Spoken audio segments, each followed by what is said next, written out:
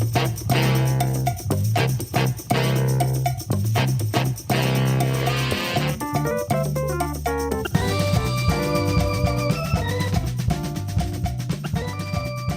folks, this is Mickey G. In this edition, Rodney and I talk about chasing rainbows and mowing grass. Don't you just love unscripted podcasts? Well, we hope you enjoyed this edition of Old Fools Talking Old School. It is what it is. I just thank God every day for what He's allowed it to be. So I'm all right. Yeah. I say the same thing too. I think made some good decisions along the way, set a pretty good standard for yourself, and then you just sit back and say, hey, that's my life. Yeah. I think that's all you can do. I don't think you can forever be chasing that rainbow, because you probably ain't gonna ever catch it. There you go. At some point you got to realize that this is sort of it, and sit back and sort of, as they say, rest on your laurels. And that's right. And enjoy it. And enjoy. And think and take solace in the fact that you've done a good and have had a good life. Yes, sir. I think you got to do that. If not, you'll just run yourself crazy. Yeah, you will. And you're forever chasing that cheese at the end of the fishing line that you'll never catch. Never catch. I look at it now about how my boys, I think I told you another time we was talking about how I was so intent on them being productive and being good people and all that I really didn't enjoy the ride of them getting there. Well, I thank the Lord for giving me a chance to appreciate that now, because I look at them, man, I just sit back and like, man, y'all something else, man. I'm proud of who you are, how you turned out. I just marvel at it. I never took the time to smell that coffee when they were getting there, which I regret. I wish I'd have done it, but I was so intent on them getting over the hump that I didn't appreciate it. But I'm trying to appreciate every moment now. They just need to give me a damn grandchild. That's all they need. Yeah, man. I know what you mean. Before we got on this call, Donald was in here telling me about this Minecraft game. He plays that sometime and stuff. And I'm just sitting there listening to him talk about all these different names of these characters and what all you do, and morphing into this and sloughing into that and all that kind of stuff. And I'm just thinking, this 7-year-old child, I'm sitting here, ain't got a clue. I said, I said, Donovan, how do you know all that stuff? And he pointed at his head and said, technology, Papa. I said, okay. I said, all right. He said, technology, Papa. And I think that's the thing about grandkids that has just, sort of changed me so much, since he's been along. It's just their innocence, and the fact that they ain't got to a point like we have where you have to be a little bit politically correct, or you have to sort of bite your tongue, or whatever those kind of things. They're so innocent in things. They'll tell you things just as they see it, kind of thing. And I just sit back and marvel sometime at that, and the things that I do with him that I would never have thought doing with the girl, because they were girls. But I mean, right. Just the kind of things that are going on and stuff. And I'm like, and the patience. Yeah, that's the difference between your kids and your grandkids. Yeah, I can tell you that. Yeah, and the patience too, because you probably put up with a lot more than you did with your girls. And oh yeah. And I'm gonna say this with patience, and probably a lot more leniency than we had with the girls too. You know, and I think maybe a little of that is the fact that indeed he is not our son, he is our grandson. Right. But yeah, I think as you get older and you have your grandkids, I see more and more of how my folks treated the girls when they were kids. We'd say to them, "You never treated us like that." Right, Uh, right. That's the same way it is with him. We went down to Georgia that time, and he loves McDonald's chicken nuggets, and Oh yeah, you're he man after wanted, my own heart. There, you know, I eat the hell out of some nuggets now. oh man, he loves them, and we were down there, and we went and got food for us, and we had to go. It wasn't a long way, a couple miles of the McDonald's to get his. And Tamara said, "I want to tell you. I just want to let you know that your Nana and Papa never did this for us. Wherever we went and they got food, that's where we got food. Yep. There wasn't no driving to McDonald's 2 miles away just to get you something. I just want to let you know that ain't the way they brought us up." And I said, I told her, I said, I can't even argue with you. Right. I said, we do, treat him a lot more different than we did when y'all were that age. I said, we do that. So yeah, it does make that change. I used to talk about my mom and dad when we take the girls home and how they would, tell us, when they would, be acting up and we want to spank them. That please don't spank them. They'll be okay. Right. I'm like, how can you be like that? You would have been done smacked us up upside the head 2 or 3 times.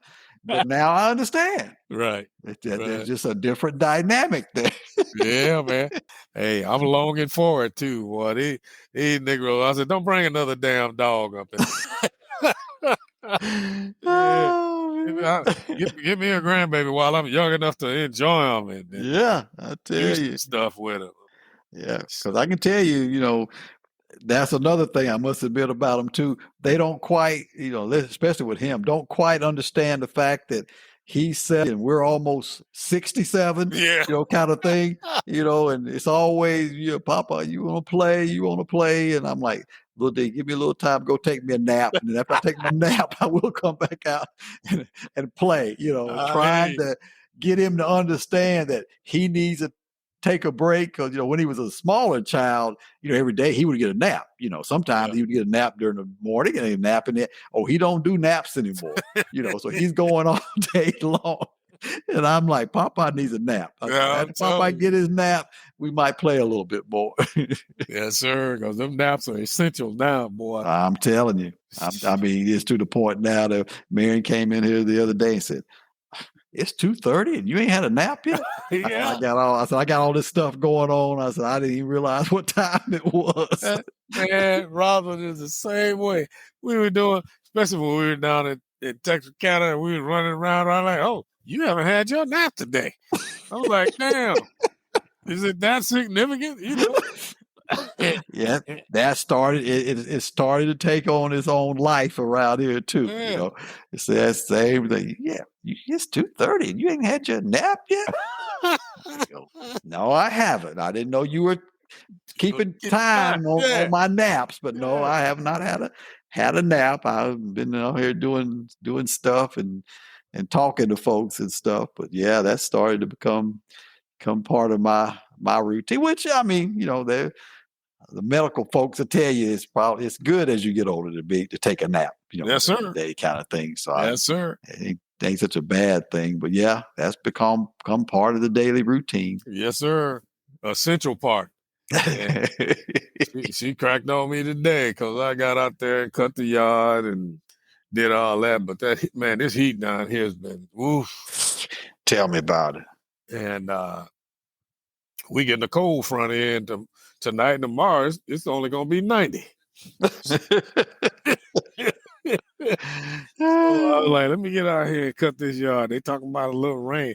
I had on the back half of my property, I had it all cleared out, and now it's all dirt. So I went when I got through cutting the yard, I came in and got me a shower, and I said, I'm finna run over to the yard. I said, cause I guess my ass just getting old. I said, I got a credit on my Star card. I don't know where it came from. They said I wrote them a check.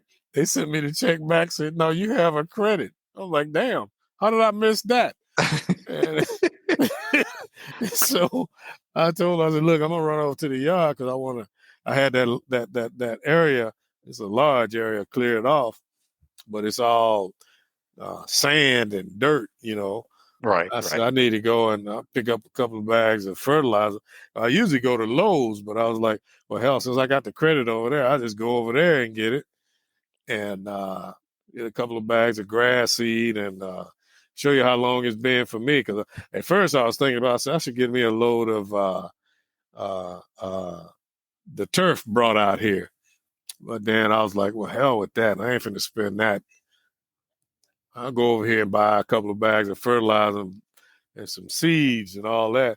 Man, they got all that in one: fertilizer, seed, and Oh yeah. I was like, damn, I didn't know that. So Roz was like, you spent $70 on fertilizer and weed. I'm like, you girl, please. What do you think? And so I went and picked that up. I should have put it down tonight, but hell, I had me a shower. I'm like, I'm not finna go back out there. And but yeah, man, Yeah. she was cracking on me. Because when I finished cutting, because usually when I finish cutting, I take me a shower. I come lay in the bed, just sprawl out. I'm wore out. I said, hey, I'm finna run to the base and run to a couple of places. She said, what? I said, yeah. Oh, you're supposed to be knocked out. I said, yeah. I guess it was a little cooler today. And so we went out and did all that. But hey, I stopped and got me a little something to eat. It was over there. And I was like, yeah, I'm finna go home. It's Yeah. time. And I think that's what I hate about this time of year and all the heat and humidity too, is like you do. I used to get up in the morning, go, do my little walk and that kind of thing. I tell myself, whatever you got to do outside, do it now, because you're already sweaty from walking. So I try to get whatever I needed done outside before I come in the house and, get my shower and stuff. And man, I hate when I get out of the shower, get in the house, get really cool off, realize, oh, I need to go do this. I go outside, and it seems like as soon as I hit that door, I'm sweating. Yep. And I'm like, man, I just got a shower, just got cooled off, and it ain't took nothing but walking out the door, and I'm sweating again. Yep. I know the feeling, bro. I know the feeling. It's just like now, before I go to church tomorrow, I have to get up, take me another shower. Yeah. Yeah. And yeah. It's wild, man. I don't know. Some of this stuff, man, I'm like, but I think I'm really gonna do it though, because I've been talking about it. I'm gonna go and finish out this season, but I'm gonna shop around and find me somebody to cut this mess, cause it ain't no fun no more.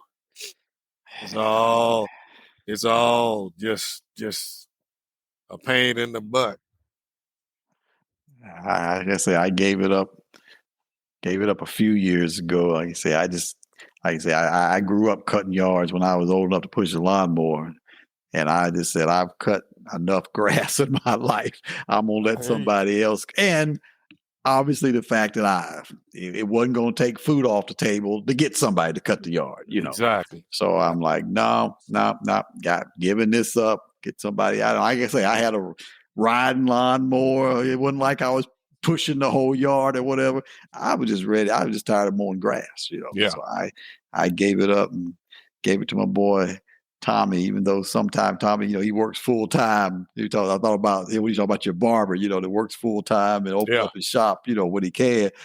Tommy, same way. If it rains the day that he's supposed to come, Tommy can't come the next week. There's been a couple of times that I probably could have put some goats out in the front yard and they trim my grass for me, because Tommy can't. And it was during that time when it was raining quite a bit. That grass was growing, and I'm like, well, Tommy can't come. He's at work, But Tommy's he's good people. He's good people. But yeah, that's the only thing. Only drawback is the fact that he ain't like a lot of people who do it for all summer. That's all they do is mow yards and all. Right. But yeah, I gave it up quite a while ago. Just like I just got tired of doing it. Nothing else of that. I just got tired of doing it. That's what it was. Yeah, I know what you mean, man. I'm torn between, because my sons are weird, man. I'm like, we be trying to give them stuff, man. They don't want it. We had to make our son after he bought his house. We had a nice living room set, man, leather, the whole nine. No, he want to do it all his own. Like, boy, sometimes you got to have sense enough to appreciate somebody giving you something. All it was is mama wanted something else anyway. So, but but it was good stuff. I mean, we hardly ever even sat down there. So he finally took it, but he don't want to take nothing, man. And the young one is the same way. Now he'll take a little money if you won't hand it, but he ain't taking nothing else. We had to make him take one of our den sets, And but Lynn was over there. He won't say nothing to me. He'll talk to his mama. So when I was talking about giving up cutting this yard, well, hell, I got a brand new riding lawnmower. I don't know why I bought it. I was sitting up there like, hell, you talking about getting rid of? Why you go buy another? Because my other one messed up, right? Right. So now I kind of feel guilty. And so I was talking the other day. I said, yeah, I think I'm going to tell Lynn to come over here and get this lawnmower so he can go. It ain't about 2 years old. Plus, I had to put a new transmission on the sucker. And so I think I'm going to tell him to come over here and get it. She said, Lynn's already bought him a riding mower. I'm like, what? He didn't win bought one because he gonna get what he wants, which I like that about him. Right. He gonna get what he needs. But I'm like, boy, I got a perfectly good lawnmower here that can save you some money. Here. He didn't want to, he went out and bought what he wanted to buy. So I told him today when I was getting ready to go, he called his mom. I said, yeah, tell him to bring his ass out here and cut my yard. I'm getting tired. He talking about, oh, I have to buy a trailer, Dad. I'm like, no, you don't. I got a lawnmower out here. So, but I think what I'm gonna do just to stay semi-active. I think I've told you before. I'm gonna try to find somebody come every 2 weeks, and in between I'll cut. I just don't want to weed eat and do all that other stuff. Yeah. I'll sit my ass on that riding lawnmower and ride. But it's getting old, bruh. Yeah, I know exactly what you say. I've already made that decision. And really, the thing that kept me going for the last couple of years was just like you said, well, I need some kind of exercise to be outside, So I went out and I, mow the yard and trim and weed eat and blow all the grass off and all that kind of stuff. And then I, started telling myself, well, you getting up, you walking every day, you go upstairs and lift a few weights every now and then during the week. You getting your exercise. You ain't need that cutting that grass. You don't need to justify that with exercise no more. So I gave it up. I heard that. Hell, I finally wised up and put me a mask on today because I got some spots there that's got dirt. That's why I needed this grass and fertilizer. Man, my nose was stopped up from last week. I was like, damn, what's wrong with my nose? It's like I couldn't get, I don't know how much sand got up there because I couldn't get it clear for nothing. So I finally got it cleared. I put me a mask on today. I'm like, hell, I ain't finna sit up here. And ain't no telling how much went down in my body. But yeah, man, this getting old something else, man. My knee hurt. Got up this morning. Knee been doing fine. Got up. I was gonna cut the yard. First step I took was like, hey, I'm still here, dude.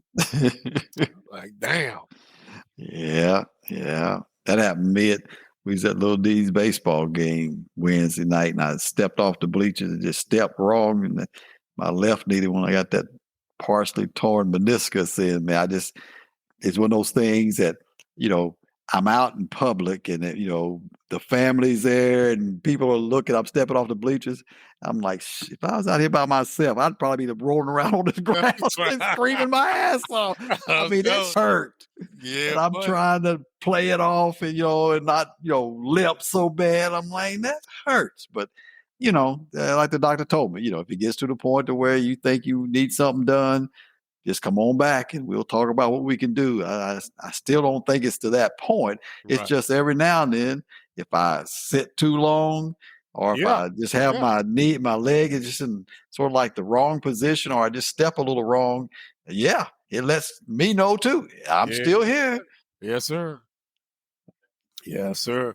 When we're walking out of church, it's got this steep little stair leaving out of the sanctuary. Otherwise, I have to walk all the way around. So I take the stair, right?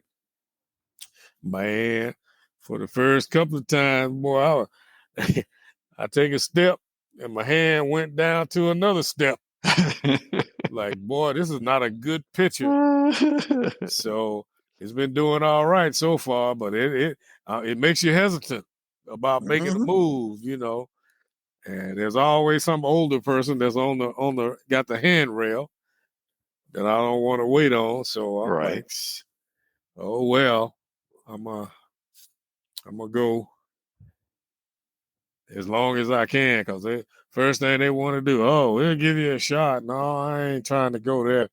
I ain't no cortisone fan, number one. Yeah. And Yeah, that's exactly what I think about too. I've had a few of them already, and yes, I don't sir. want to think about that. So I said I'm gonna, hold off as long as I can till they just get to the point to where I just say I got to do something. Right. Exactly right. For all of you young people out there, one day you'll realize the importance of taking a nap.